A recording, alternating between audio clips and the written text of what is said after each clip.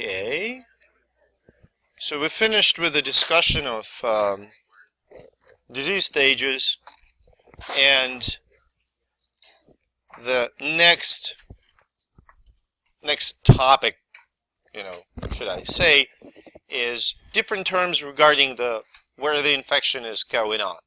So there are three major types of infections based on their distribution in the body. One is localized.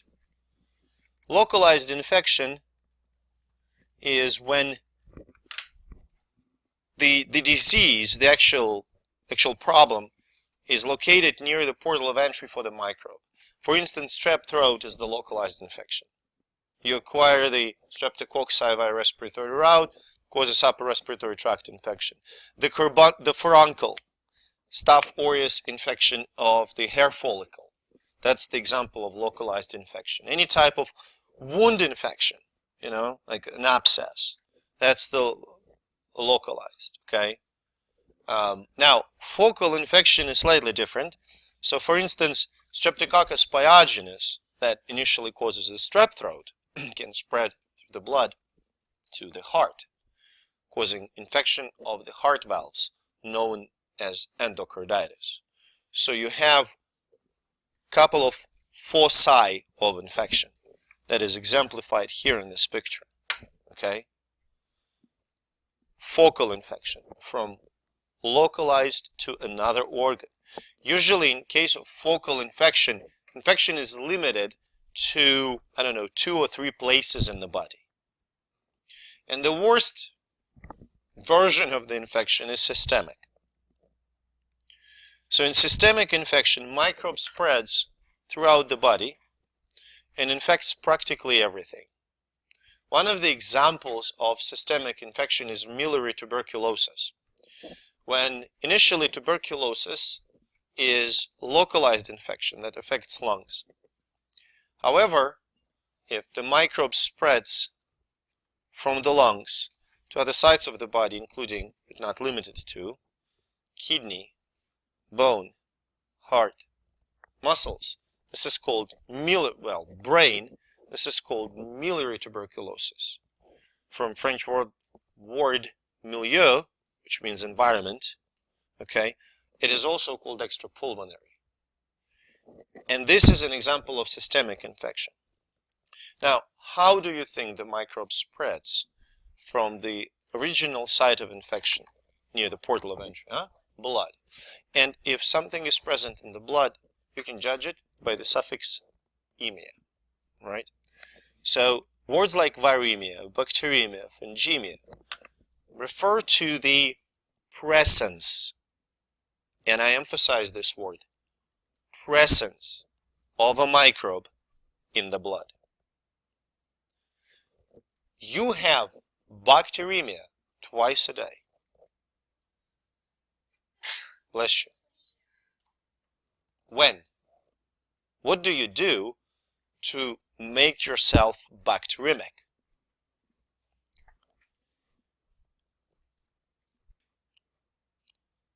Twice a day, in the morning and in the evening. Brush your teeth. Every time you brush your teeth, you introduce a lot of microbes into the bloodstream. It is detectable. Your immune system, of course, quickly takes care of them, but you are bacteremic twice a day. They don't replicate, they don't cause any disease. However, mostly it refers to bacteria. When bacteria starts to replicate in the blood, it causes septicemia. Replication, not just presence, but replication in the blood is septicemia. You, I believe, have heard the words like septic shock. Septic shock refers to the situation when the microbe, for example, Staphylococcus aureus, which is a very common cause of septic shock, when the microbe starts to replicate in the blood and growing number of microbes overstimulate your immune response. And your immune system, overstimulation of the immune system, leads to several consequences. One, your blood vessels become very permeable. So plasma starts to seep out of the blood vessels in the tissue. Second, they dilate to increase the blood flow to all infected sites, and all infected sites, the entire body. Vasodilation and plasma loss, the hemorrhage, leads to the profound decrease in the blood pressure, which causes both hypovolemic and vascular shock. And that's why we call it shock. Drop in the blood pressure, heart doesn't perform, doesn't deliver, people die. There are also disseminated intravascular coagulation, which we'll talk about. I love that thing. When essentially blood, your platelets, blood coagulates in a very many little tiny small clots in all small blood vessels. Okay, so blood cannot flow normally, and when all those platelets form clots, your plasma immediately become hypocoagulative and starts to seep through the blood vessel walls. So person at the same time has hemorrhage and thrombosis. It's usually one of the last steps, during the septic shock. Now, infection, time-wise, primary, secondary. Primary infection often leads to the secondary. We discussed the influenza infection that often, bless you, makes lungs vulnerable to secondary bacterial pneumonia. Okay? The Clostridium difficile infection in the intestines can be considered the secondary infection. However, in these conditions, it's secondary to the alterations in the composition of microbiome. When bacterial community in your guts change, Clostridium difficile has a chance to replicate more. Okay. Now, there's 3 empty lines. That partially refers to our conversation with Michelle about latency in different states when microbe remains more or less dormant in the organism. So the first will be latent. Latent or latency. Latent infection. So latent infection is when the microbe becomes dormant in the body, does not replicate, does not cause any symptoms. The example of such state is infection with various herpes viruses. Essentially, the person with herpes on most days does not have any symptoms of herpes, does not have cold sores, feels fine. And if you would test the virus levels in the blood, you will not find any because virus does not replicate. However, during periods of reactivation, usually when immune system is suppressed, virus starts to replicate again. Does that make sense? When immune system again comes back to its full strength, it shuts down the virus replication, and virus becomes latent again. Does that make sense? I compare latency to whack-a-mole. When you have that little critter popping out, you hit it with a hammer, okay? Like virus in your cells. When it starts to replicate, immune system shuts it down. Immune system shuts it down. Okay? When do you develop cold sores? Why do we call them cold sores? When people usually develop cold sores? Usually after they're sick. After they're sick with things like common cold, influenza, all kinds of different maladies that just hit your immune system. Your immune system is weakened. Often, if you are under incredible stress, high levels of cortisol will also suppress the immunity, You can develop cold sores. Okay? When people develop shingles. When they what? Become... Who develops shingles? Older people. Immune system goes down when you become older. Okay? So, virus that is in your body for years and years reactivates. Does that make sense? So that is latency. Virus is in dormant stage, doesn't replicate, and if it's not reactivated, it doesn't cause any symptoms. Okay? Like I can tell I'm not embarrassed. I have labial herpes. I have HSV1. Every time I get cold, I have cold sores. Now I don't have, because I'm fine. My immune system's fine. I don't have any clinical symptoms. I bet you're not going to find virus in the blood. Okay. Does that make sense? Now, chronic. Long-term infection with a clinical syndrome. Okay? Chronic syndrome can be different from acute. Acute is, quick. Okay, usually bad. Chronic is lingering on, okay, causing damage, and the agent is replicating. The great example, hepatitis B and C. It's a chronic infection. Okay? It lasts. Slowly destroys the liver, decreases liver function progressively. Virus replicates, can be detected in the blood. Does that make sense? Right? HIV is another example of chronic infection. People with HIV, they slowly develop AIDS. It may take months, sometimes years, till they die from AIDS. Okay? AIDS is a syndrome that they develop. HIV replicates, you can detect the virus, it causes chronic immune suppression, it takes a while. Does that make sense? And the third is persistent. Bless you. Now, before we move on, well, let's talk about persistent and then I'll explain.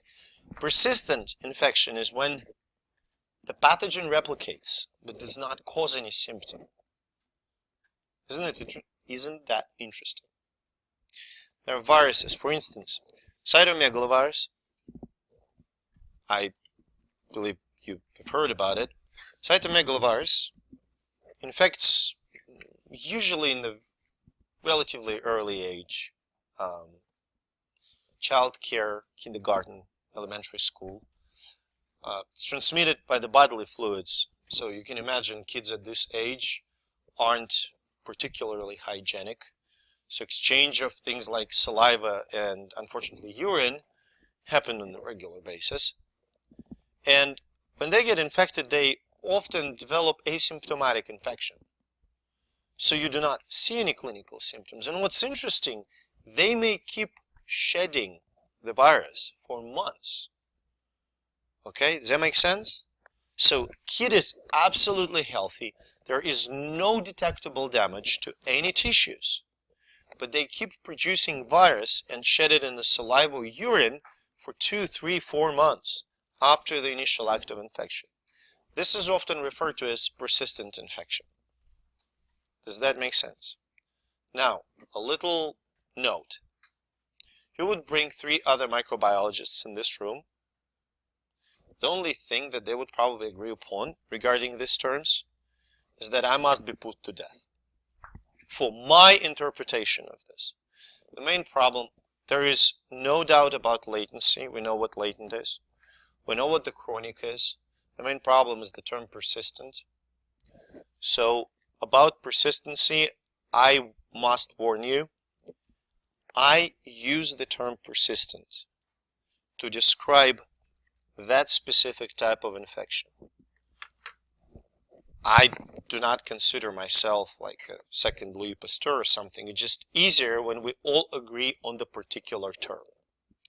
You may find the term persistent being used in other instances. Keep it in mind. Okay? You can take latent and chronic to the bank. Okay, that's solid. Persistent, different microbiologists use it differently. I use it this way, so we all can agree. Does that make sense? Sequelae. Just know the word. Long-term or permanent damage. Neurological sequelae after the polio. Hepatic sequelae after the hepatitis. That's sequelae. Does that make sense? Just when you see it in the literature. Exit and transmission. Well, in order to transmit the infection, the microorganism has to... Did I skip? No? No. In order to transmit the infection, microorganism has to leave the body. Without closely looking at the picture here, which portals of exit can you think of?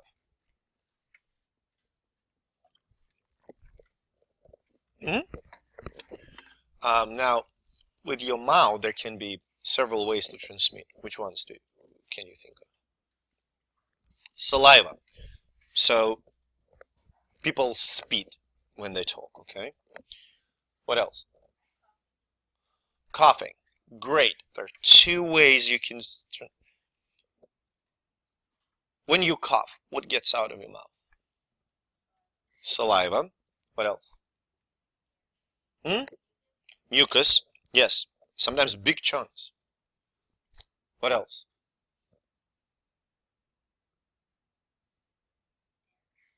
Air. Well, it's a carrier, right? Cells. If you're really sick, some epithelial cells can be shed. That makes sense? What also is, when I speak, do I produce any aerosol? Yes. And the droplets in this aerosol are of the very specific size. They're really, really tiny, really small. Does that make sense? So if I would have measles, and I would be standing here talking to you, you would all get infected because I produce aerosol. Does that make sense? If I would have Ebola and I would be standing here talking to you, you would not get infected because I do not produce, Ebola is not in that aerosol, and you cannot get it by respiratory route. Does that make sense? Now, if I would be coughing and coughing, having an Ebola, and those chunks of mucus and my cells would fly all over the room, could you get infected with disease like Ebola? Yes, you can, but it's not a respiratory route. Do you see the difference? It's a very strict definition. If you produce, like, if person is spitting out of his or her mouth, that is not respiratory, okay? That is not. That is a contact. Okay, so mouth, all kinds of things. What else? What are the portals of exit? Skin. Excellent. Things like sweat, or microbes can be just present in the skin. What else? Blood. Very good. Blood is really important. Urine and feces. Okay. What other liquids do we produce?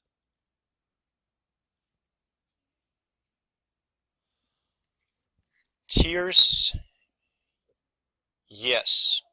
Yes, but the only problem is that it's really hard to give it to someone, you know. But yes, people can shed infection in tears. Seminal fluid, vaginal secretions. Okay. It's probably about it. Okay.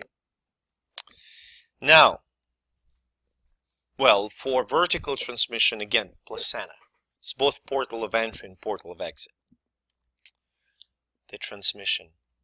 We're going to talk about vector transmission, and I love vector transmitted diseases. So vector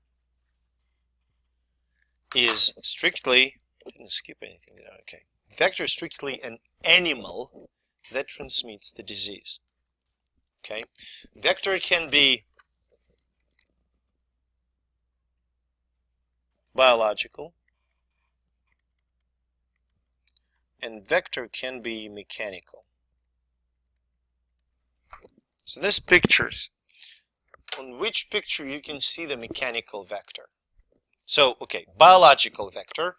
Why we call it biological? Pathogen replicates inside of the vector. In mechanical vector, animal, usually it's an arthropod, insect or arachnid. The animal picks up the microbe and mechanically carries it from one person to another. So in each picture you can see mechanical vector. Left or right? Left, yes. So flies are an important contributor in spread of vector-borne disease, surprisingly vector-borne disease like cholera. If they transmit, a bacteria from fecal matter to food, you got your contamination. Does that make sense? So mechanical vector does not provide the means for the replication. Biological does. Okay? Which vector-borne diseases can you think about? And I'm talking about biological vectors now. Diseases that are transmitted by animals. Huh? Zika virus, all flavi. Well, yeah, all flavis that we know are vector-borne, like yellow fever, West Nile, Zika. Rabies, very good. Yes, transmitted by animals. Animals play multiple roles in rabies transmission. They're vectors. Plague. One more and we will move on.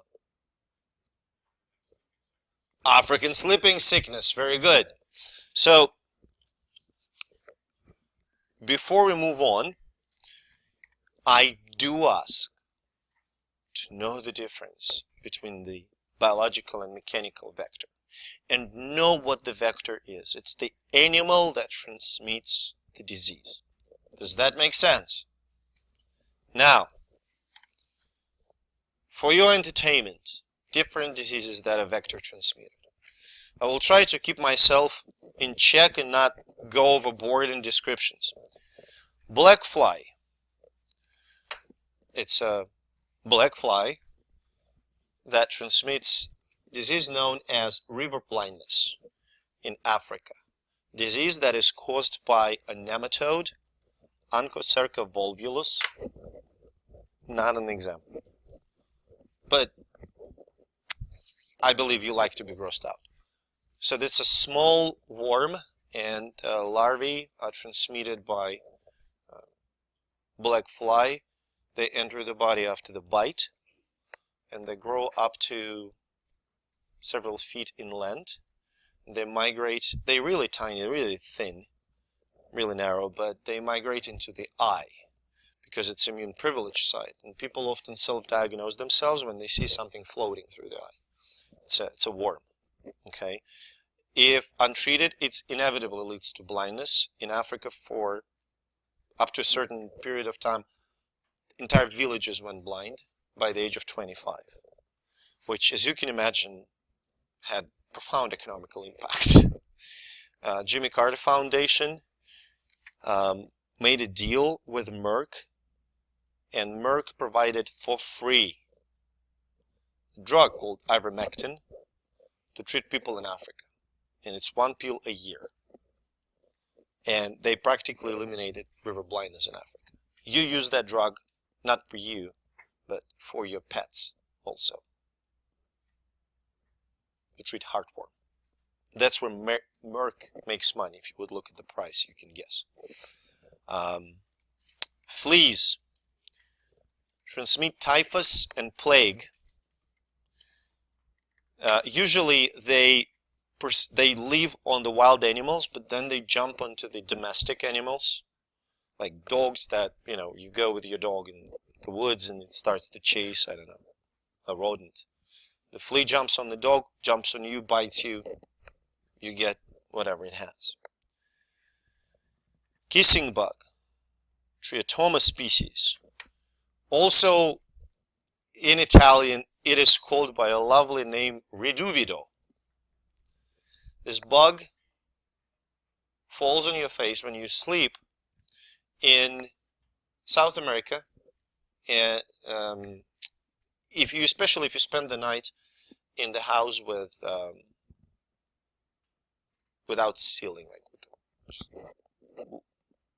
old style, like the straw roof or something. So the bug falls on your face. They're pretty big, like maybe 1.5 inches. You don't feel anything, and it takes a bite either in a corner of your mouth or in a corner of your eye, where the skin is the thinnest.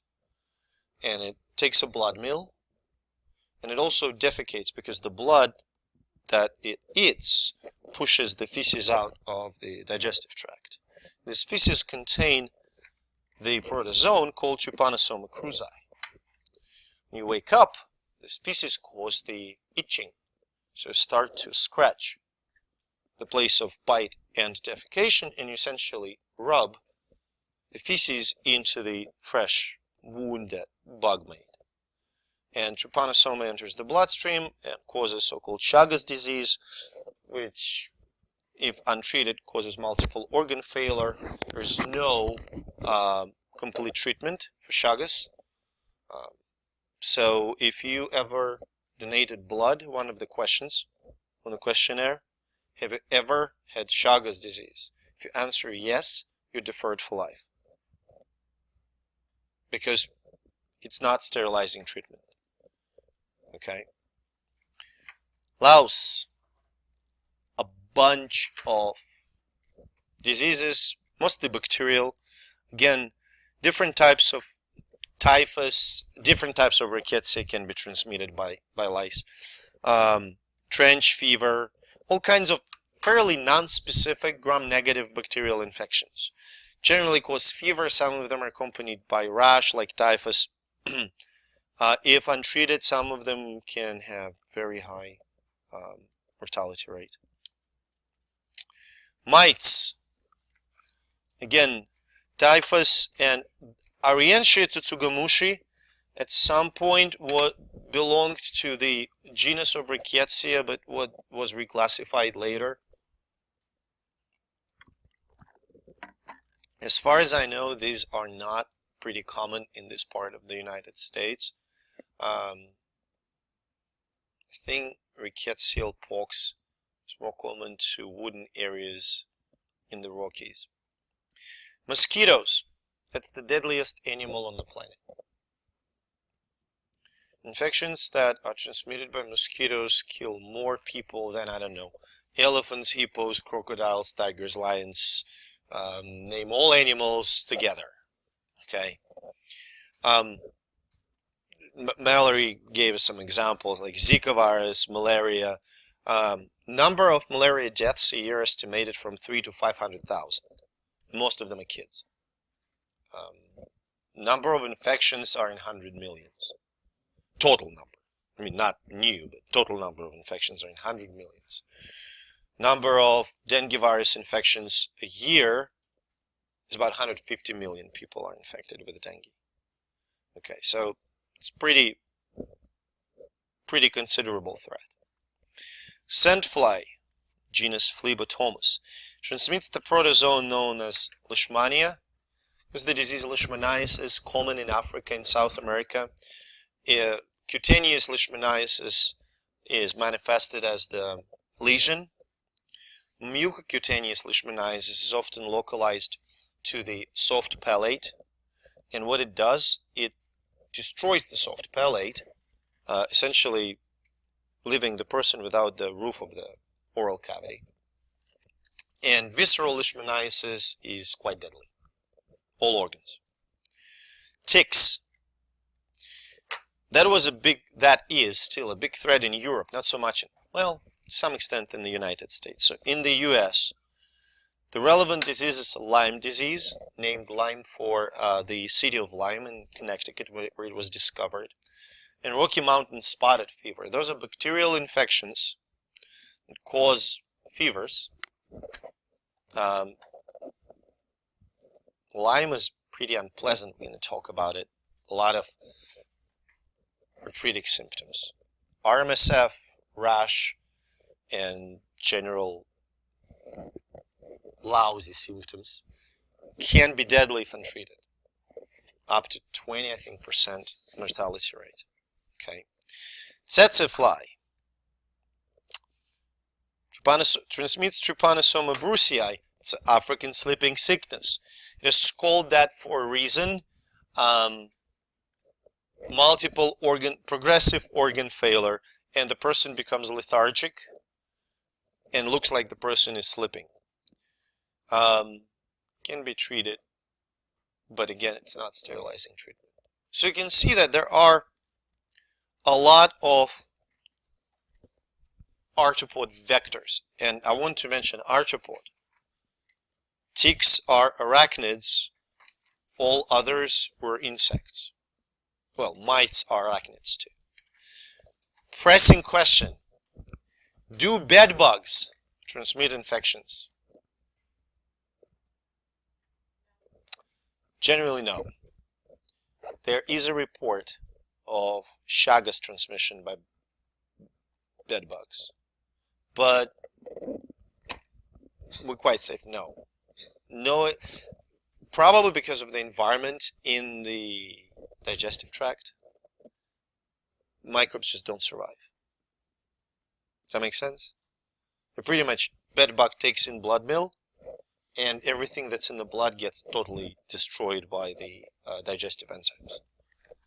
Okay.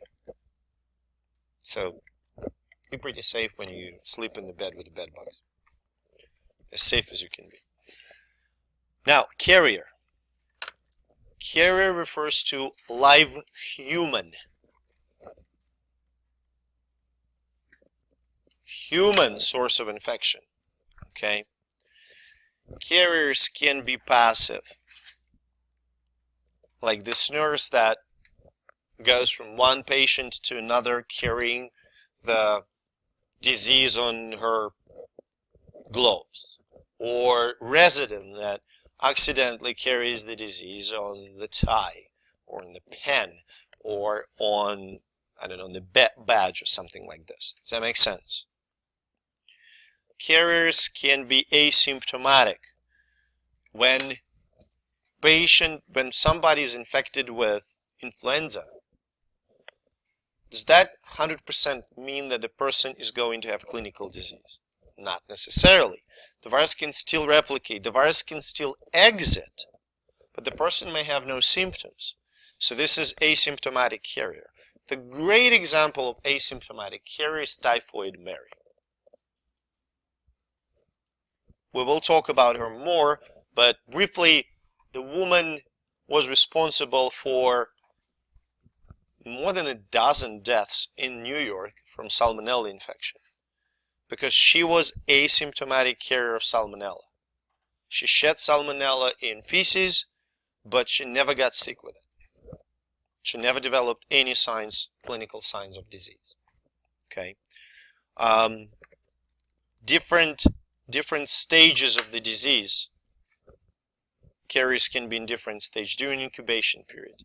Okay, because think about this. If I get infected with influenza, I may say I got infected, and I'm about to develop the clinical disease. I don't have it yet. I'm a carrier. I spread it. Virus replicates. Or I transmit it to other people. And yeah, in 3-4 more days I become sick. Well, I've already transmitted it to plenty of people. Okay. Convalescent. During the convalescent period, the person may still have the microbe. It can transmit during this stage. Person is chronically infected. He's also the carrier. She's the carrier. Does that make sense? Take home message about carriers. Understand which one I'm talking about based on the description. My experience, previous experience, says that the questions that I ask, the answers are pretty definitive. Okay? There's no confusion. It's straightforward. Does that make sense? So carrier is the live human source. Now, vehicle. Any inanimate material. And you see why word material is important. Air can serve as a vehicle. Water can serve as a vehicle. Soil can serve as a vehicle. Does that make sense?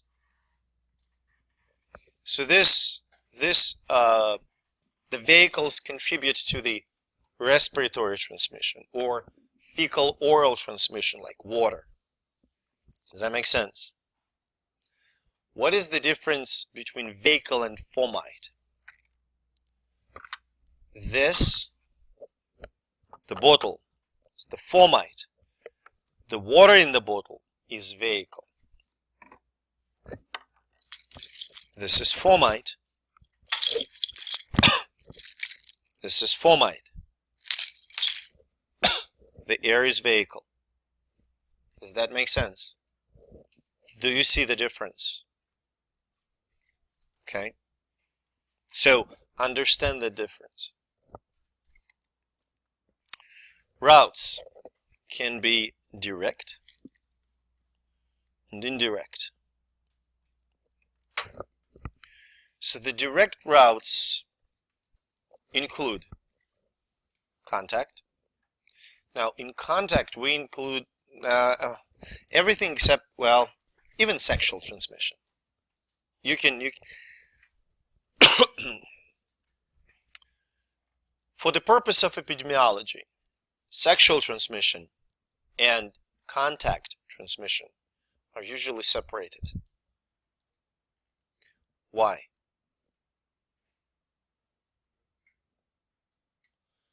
So we can say we definitely know that Ebola has a contact route of transmission, right? Sweat, okay, or handling the bodily fluids.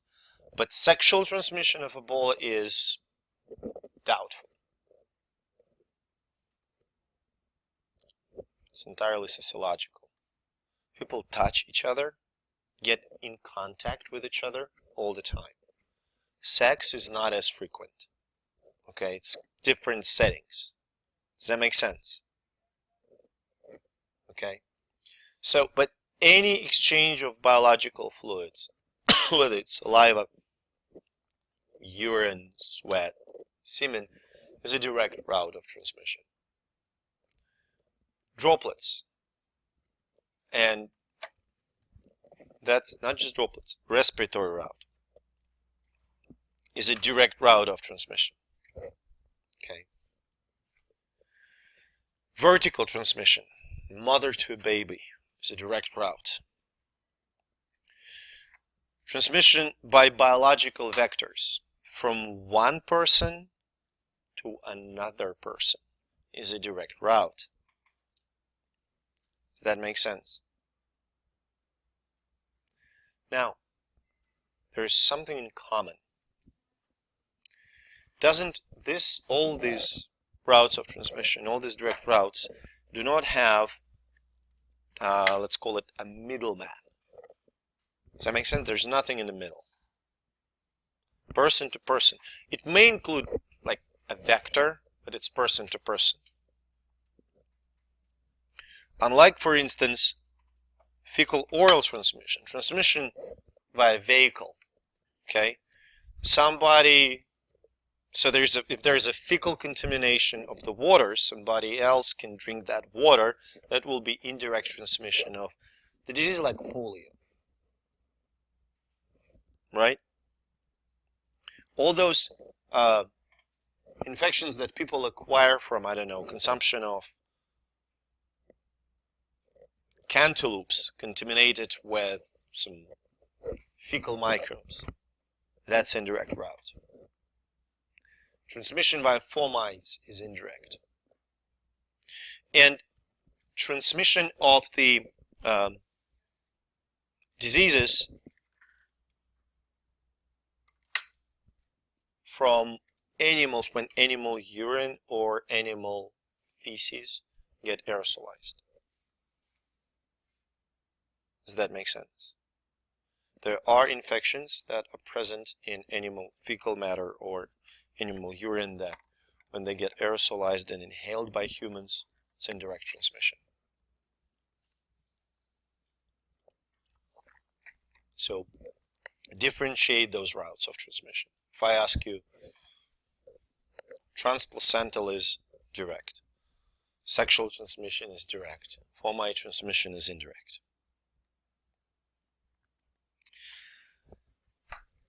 So here we're getting to one of the foundational concepts in epidemiology. It's called Koch's postulates.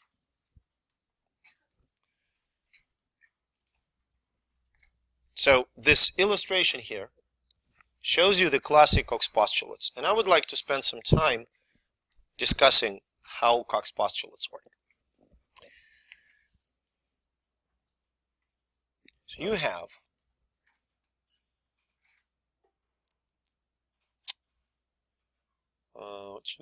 how should I start that?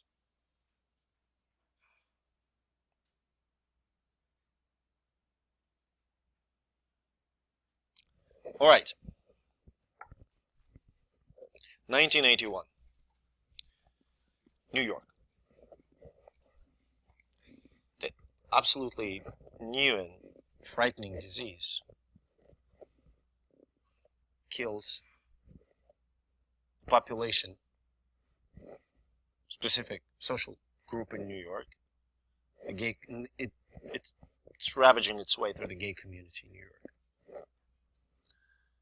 Okay, people die of immunodeficiency. About a year later, Frank Gallo and Luc Montagnier, third scientist, which I blank on, discovered that this disease is associated with the virus.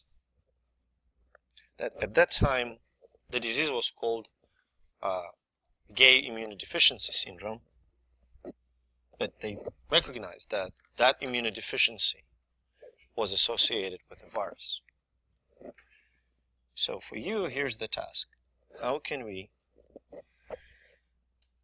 determine that the virus is what causes the disease?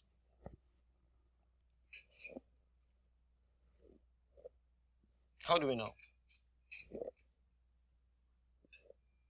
What should we do? So we have people that are sick, and we can isolate the virus from them in large quantities. First of all, does it mean itself that virus causes the disease? Someone who's sick, and this person has a lot of one specific virus. Does it mean that virus is what's causing the disease?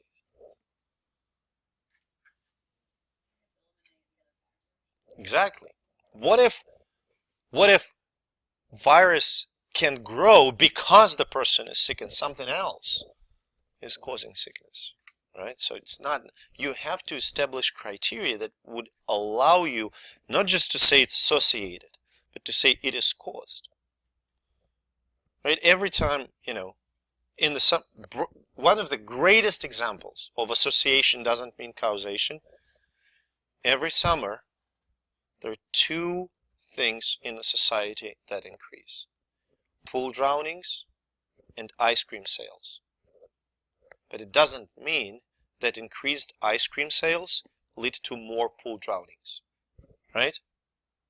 So same here we have high levels of a certain virus and the disease. How? What would be your first step?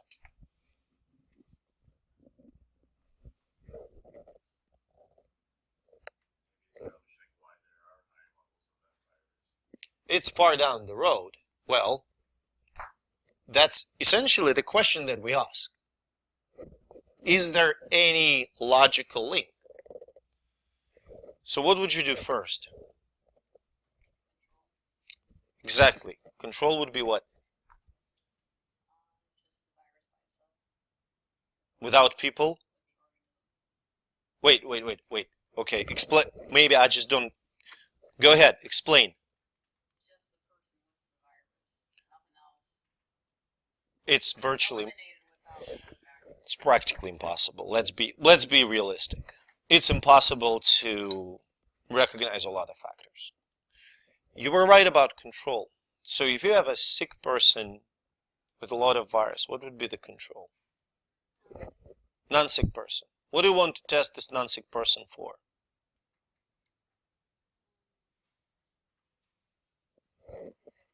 If they have a virus, right? So first you establish two groups. You establish people who are sick, people who are healthy. And first and foremost, you have to see if the agent, in this case it's HIV, the virus, is associated with the disease. So let's say you established that only people with a certain clinical syndrome have this virus. Healthy people do not have it. That's the first step. Okay? So, healthy organism has no infectious agent. Diseased organism has infectious agent. Does that make sense? It still doesn't mean anything. What you have to do next? Ideally, forget about ethics. Forget about ethics. What? Right. You have to infect the healthy. Oh, say person. Come on. You have to infect. Ideally, you have to take a population of humans, healthy humans, and infect them with the infectious agent. Does that make sense? Why humans? Why not just take mice?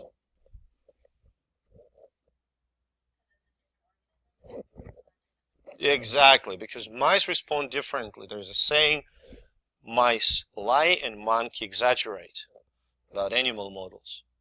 Okay? If you put HIV in the mouse, nothing's going to happen. It's not going to get sick. Unfortunately, monkeys, they have receptor. Pigs have different receptors. As far as I know, pigs do not develop HIV. You probably can find a model virus that would, I bet there is pig immunodeficiency virus. There are some mouse viruses that lead, it's murine mammary tumor virus that is used as the model for HIV in mice. But HIV in mice, it's not feasible. That's a problem, okay? So, of course, nobody sticks the HIV, nobody started to inject HIV in humans, right? Instead, there are two ways to look at it. One, they looked at people who got sick recently. So they started to do hardcore epidemiology. Say they have a person who is dying of AIDS and trace down his sexual partners, and they find out that they also develop AIDS, so they can take a look sometimes, did they have virus 5 years ago, if they have some serum samples in the archive. That sometimes happens.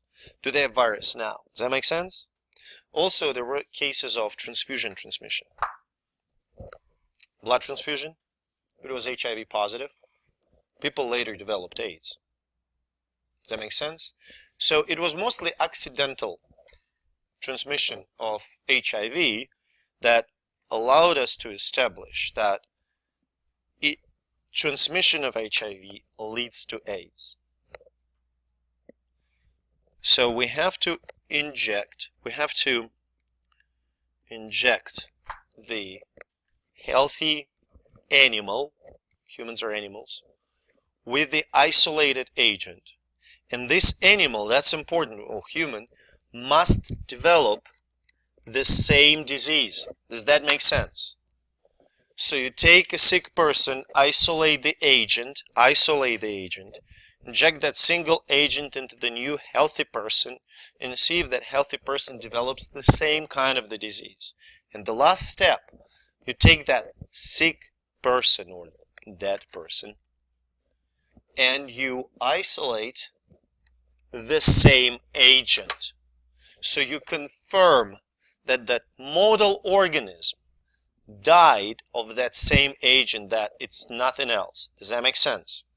That's classic Koch's postulates, okay?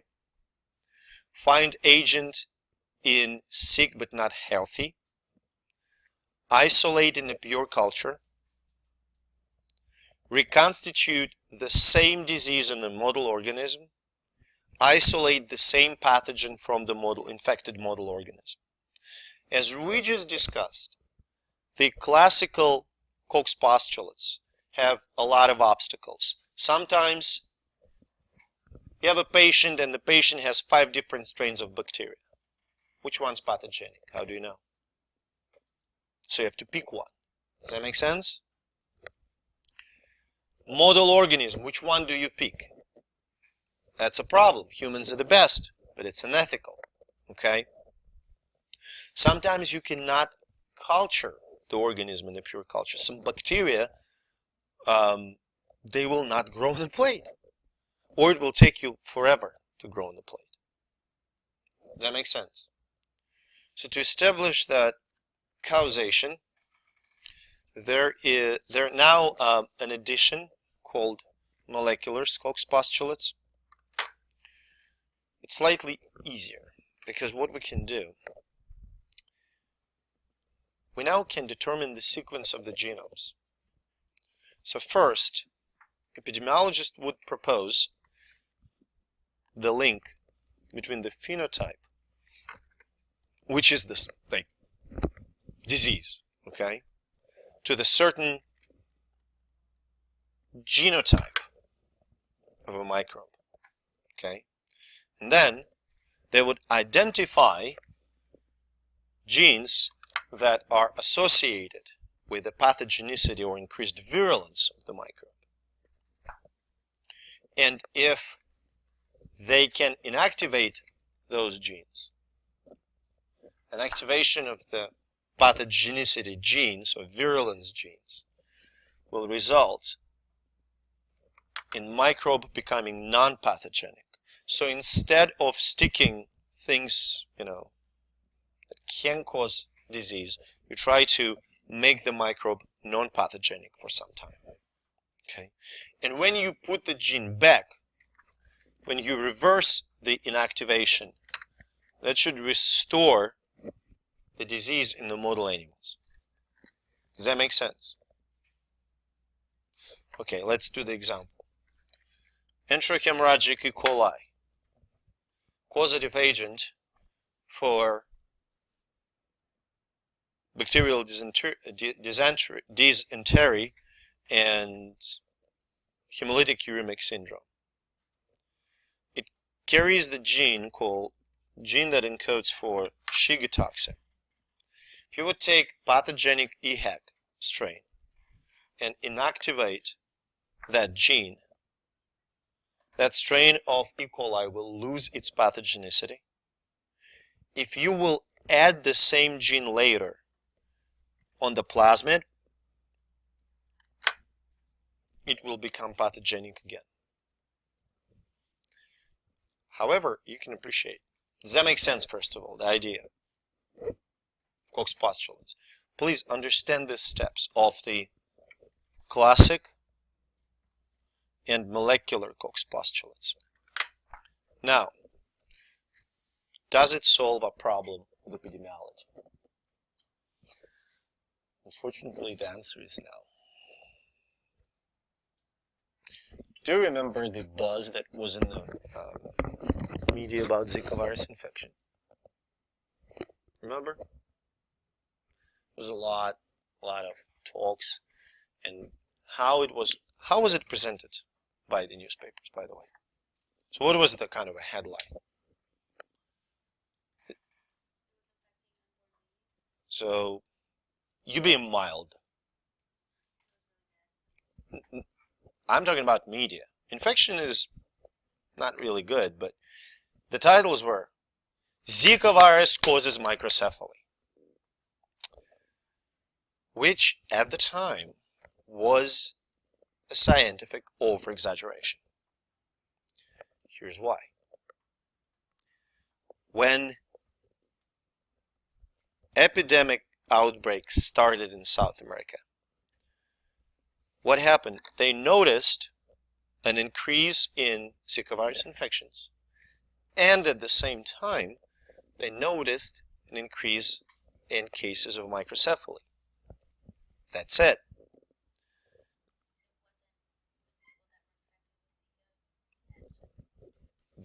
Look, you have a patient, you have a mother who delivers the baby. Baby's microcephalic. It's a sad story.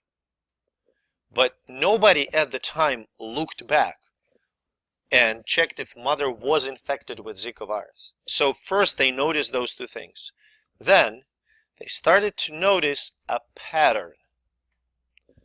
Mother was infected with Zika, and later she delivered a microcephalic baby. They started to put statistics together. And you know what was disappointing? Not every mother that delivered microcephalic baby was infected. Not every mother that was infected delivered unhealthy child. There wasn't 100% separation. So they kept accumulating the data. They kept accumulating the statistics. Eventually, scientists, first I think publication was from Washington University in St. Louis, from Mike Diamond's lab. They developed the model, the mouse model, for the Zika virus infection in mice that was similar to what we see in humans. And what they did, they infected pregnant mice. And what they saw intrauterine growth retardation, and they saw severe effect of the virus onto the brain tissue, okay, and brain development.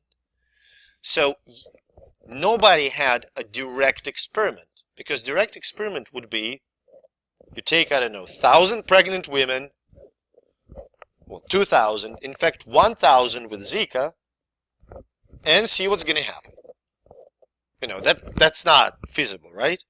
So it was a lot of statistical data, observational data, mouse data, and then they applied all certain their clinical criteria for teratogenicity. So criteria that allow you to say this infection causes fetal abnormalities. They applied criteria, data fit into the criteria, so they said yes, we can say it pretty convincingly. Zika virus infection significantly increases the risk of microcephaly in the newborns. So if you're pregnant, avoid. Does that make sense? It took probably a year, okay, and it's fast. So you have to appreciate, with epidemiology, it takes a while to convincingly say A causes B. Does that make sense? Okay. Now, a little bit of epidemiology. Data. Incidence, prevalence. So incidence, number or percentage of new cases in a population. Okay? So this graph shows you the blue line is the incidence of HIV from year to year. So you can see that in last, 20 years, 25 years, HIV incidence in the United States, number of new cases per say 100,000 people is the same. Does that make sense? You understand what incidence is? How many new people contract HIV? Okay? Prevalence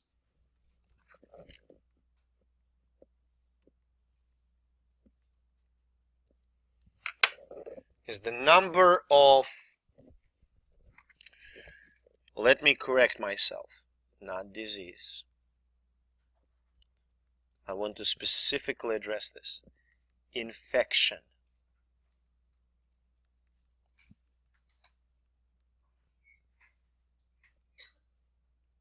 What is that? What the word is that?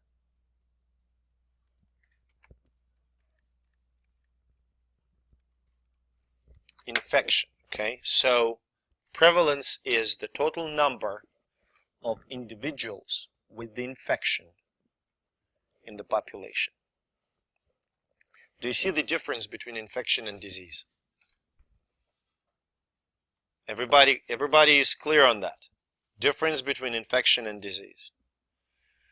So for instance, you may have 100 people, 80 of them become infected. Does that mean that all 80 develop the disease? Not necessarily. Does that make sense? So let's use these numbers, by the way, to kind of justify this. So we have 100 people, 80, okay. In a year, 20 become infected.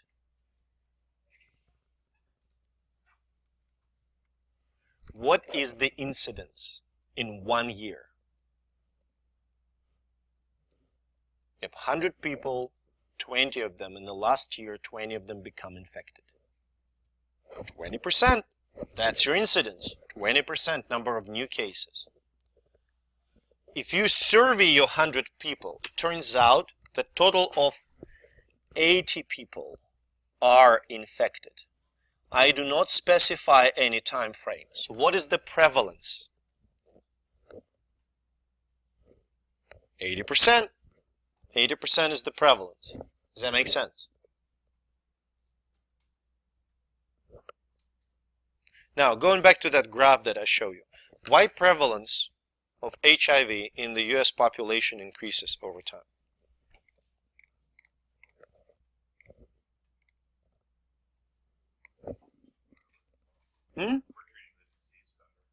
Okay, so people don't do what?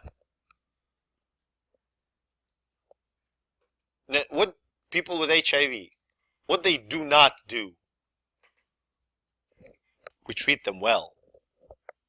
So they don't die, okay? So number of people that live with HIV increases, and we constantly add to the pool, we add new cases. Does that make sense? Okay. If we would, for example, not saying that that's the way to go, but if we would isolate every person that is diagnosed with HIV and put them in the reservations and don't treat them, it would likely break the cycle. Okay? Does that make sense? Because we would isolate them, let them die over time, and they would not be able to transmit the infection. I mean, it's not feasible. I'm talking about hypothetical situation. Okay, but we treat them. People are still infected. They just live long, and new cases are adding to the pool. Okay. Remember, we talk about infection, not the disease. Infection. Does that make sense? You see the difference? Morbidity.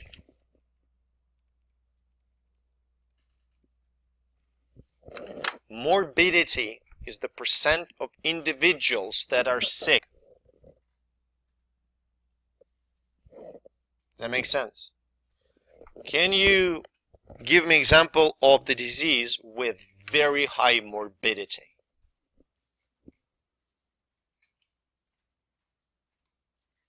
Very high percent of individuals that actually, when they are infected, they get sick.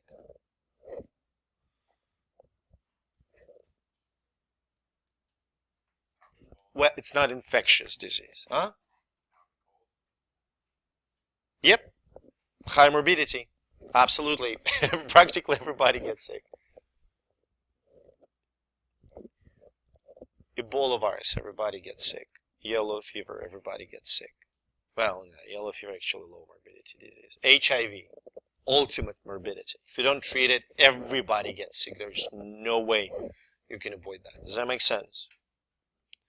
Now, mortality is the number of deaths from the disease in a certain part of population. Now, that's a great way to estimate, actually.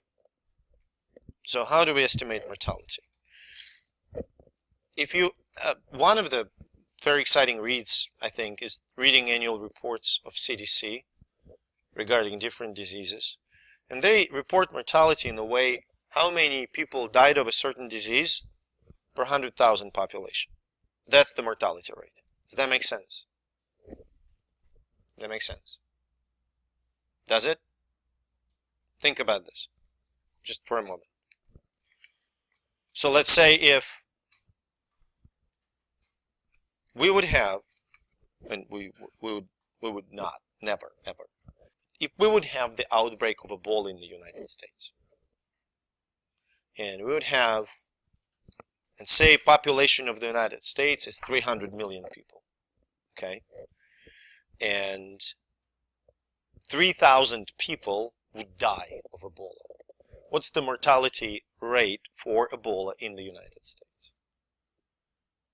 I'll do math for you. It's 1 person per 100,000 of population. Does that make sense? It's really not that much. 1,000 people that died of Ebola per 300 million population. It's a little. Really. Think about it. Okay, say rabies. Say 2 people contract rabies and die in a year in the United States. What's the mortality? Well, 1 person per 150 million, right? It's really low. It doesn't tell you how deadly the disease is itself.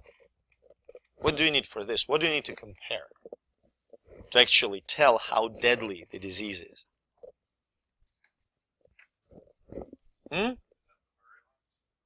No, I mean quantitatively. So I tell you, every year, 2 people in the United States die of rabies. So rabies is just such an easy disease. Compared to it, common cold or influenza that kills 50,000 is awful. Influenza is just the scariest thing ever.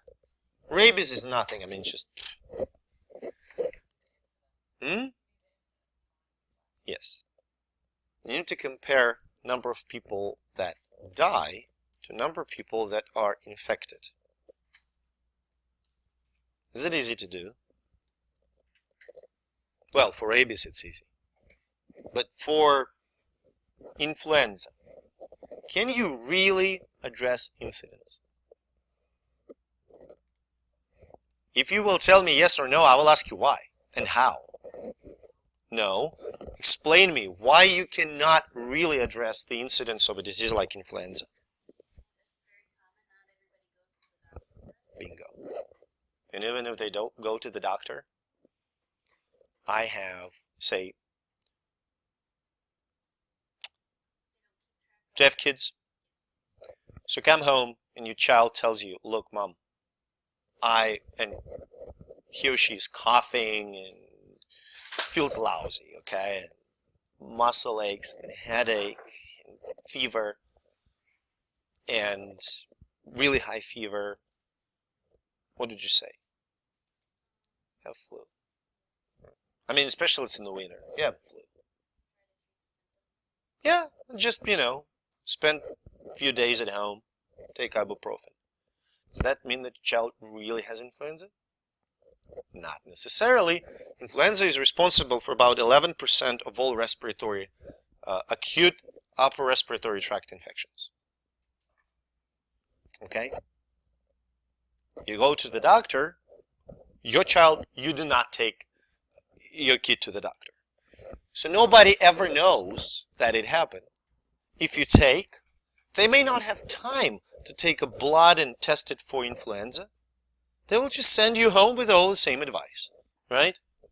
So we really often cannot tell the true incidence, okay? So, same goes for mortality, actually. Okay, when people die, sometimes we can pinpoint why they died and whether the infection had anything to do with it. Does that make sense? So we have to operate with the numbers that we have. And to estimate how bad the disease is, we have a term called case fatality ratio. Not ratio, sorry, ratio. So what this term means: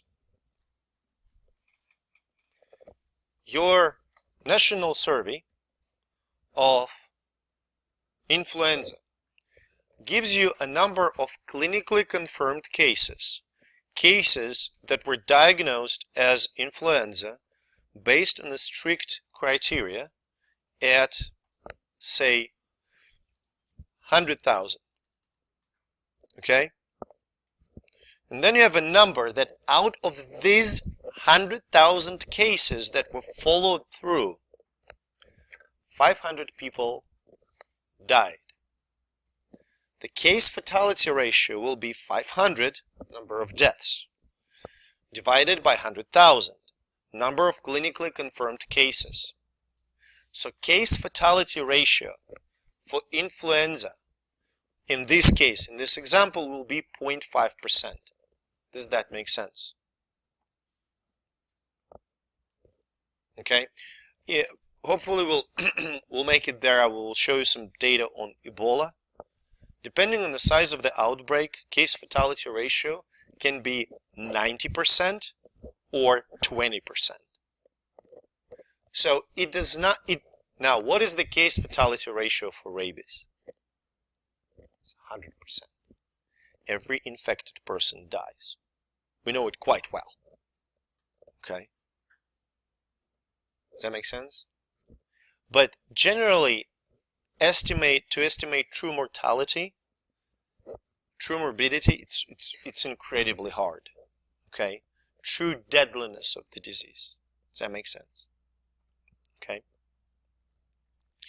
Now, this mostly refers to the next slide, which I wanted to show you a few things. So if you would look at the progression of the influenza, you can see that that's statistical data for different years, okay, of influenza. And you can see that in different years, there are three of them. The green is 7-8 winter, this is 8-9, and this is 6-7. You can see that spikes of highest numbers of influenza-like illness were all at the same time. Okay, but 1 year there were much more visits for the flu-like illness. If a number goes above the certain threshold, the baseline that was established during the years of observation, we consider it an epidemic. And that brings us to the concept of the geographical patterns of infection. If disease is sporadic,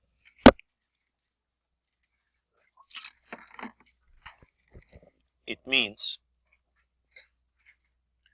that it happens occasionally. Tetanus, botulism are sporadic diseases. People, accidentally consume food that contains botulism, or person by accident cuts him or herself, and then wound is infected by the Clostridium tetani. Person develops tetanus because refused to take the tetanus shot. That makes sense? That's sporadic. There's no geographical, no geographical pattern. Botulism can happen in California. It can happen in Florida. Okay, it can happen in North Dakota. Does that make sense? Endemic. Belongs to a certain region. Okay? The number of cases may be high, may be low. Examples. Can you think of any endemic diseases? Diseases that are sort of tied to a geographical region.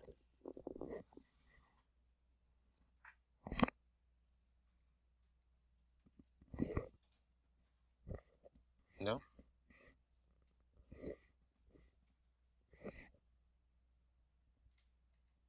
If you go to South America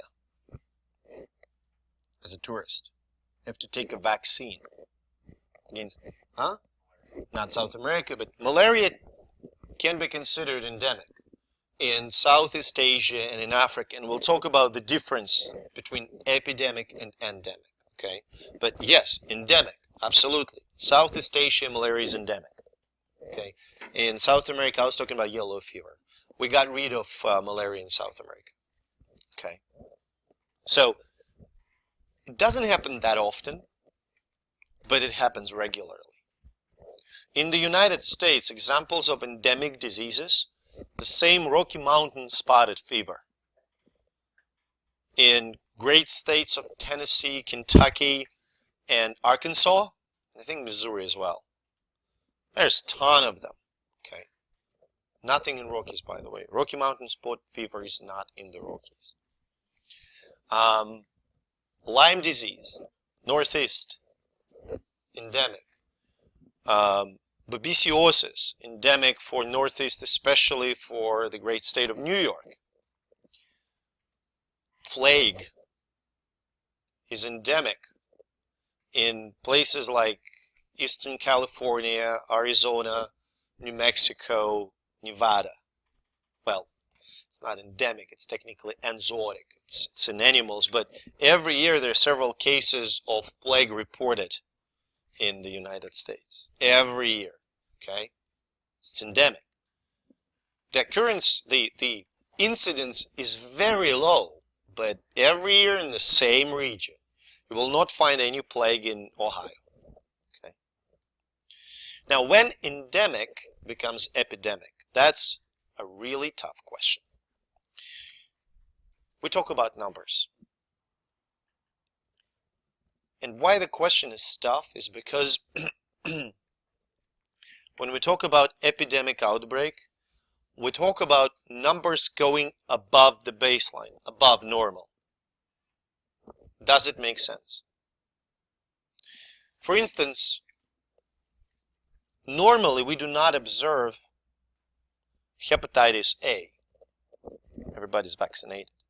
But from time to time, there are outbreaks of hepatitis A infections among non-vaccinated individuals or the ones whose immunity wore off, stuff like that. Does that make sense? If it's an outbreak of 5 cases, it's not an epidemic. If it's an outbreak of 1,000 cases, CDC would consider it hepatitis, maybe well, again, it's going to be a local outbreak. Epidemic in the United States, if every city in the United States will get positive for hepatitis A, there will be multiple cases, that's epidemic. I know that it's really vague description. So the obvious question to ask, malaria in Africa, is it an epidemic? Well, yes. Millions of people get infected every year. Millions. In many countries of sub-Saharan Africa. Huh? Yes, bingo. If that's the normal, is that actually an epidemic? Okay? So, generally, yes, there is an ongoing epidemic of malaria, but let's just not talk about it because it's really uncomfortable for the developed countries. We would rather spend our money on something else, you know. And the problem with malaria lies not in the drugs or vaccine, it lies in living conditions. Okay? Which I want to come back and chat with you about. Now, epidemic, as we discussed, it goes high. What if it spills over and goes over border? Pandemic. Great example was HIV. HIV originated, we know the country where it started was Cameroon. Then it is likely migrated to Haiti. From Haiti it was brought into Canada. And from Canada it was brought into the United States. And the HIV epidemic started in the United States. HIV spread through the country like a wildfire. And then simultaneously HIV was brought into all other countries in the world. I remember that moment. It was a pretty scary time to live in. In 1988, HIV was depicted as the final scourge. Everybody's gonna die. People were kind of thinking, should they have sex ever? You know, it was horrible. Now we have a pandemic of HIV. Okay? Every country. We didn't talk about it as much, but it's a pandemic. So many people are infected around the world. We kind of try to control it now. Try to reduce the number of new cases. Okay? But it's about pandemic, what you have to understand, it's about spreading across the globe. And that's epidemic, and that's endemic. Now, in 2009, when, you need spelling? Sporadic, endemic, E-N-D-E-M-I-C, epidemic, E-P-I-D-E-M-I-C, and pandemic. 2009, when there was an outbreak of the swine flu in Mexico, this virus quickly spread from Mexico in the US, and in the US it caused what? In the US, much higher than the normal levels. Huh? Epidemic. And then from US it spread all over the world, causing pandemic.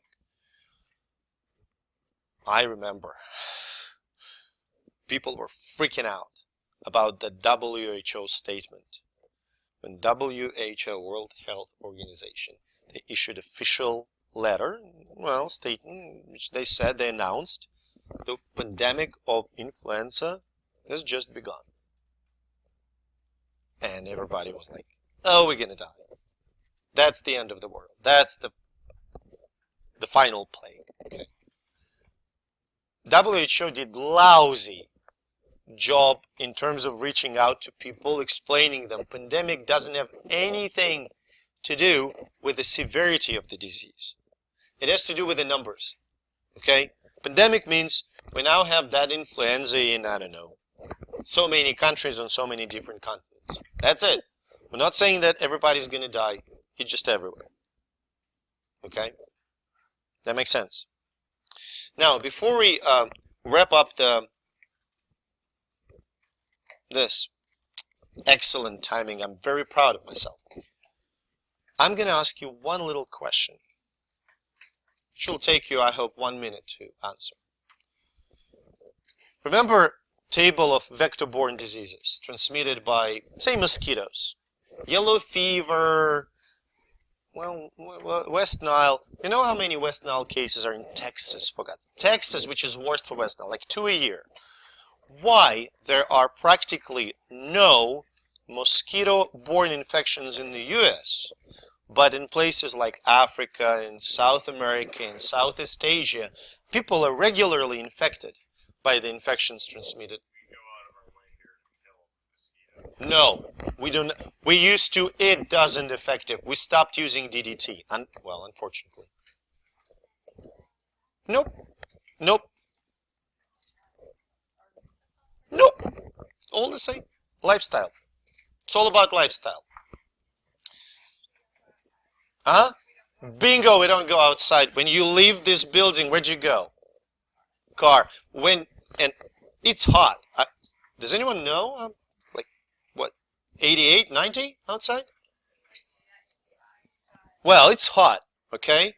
So when you get into the car, what do? What do you turn on? When you go home, what do you turn on? Do you open the windows? No.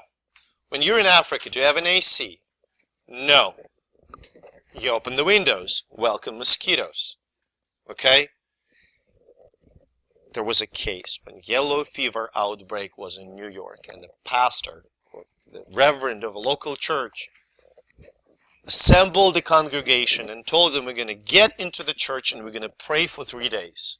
Like 1800s, late 1700s. So nobody gets affected, and they all got into the church and they prayed for 3 days. It must have been miserable in terms of body smell. But They prayed for 3 days. Guess what? Nobody got infected. You know why? Because they were behind locked doors. No mosquitoes got in the church. So think about this. That the socioeconomic environment contributes to the spread of disease greatly.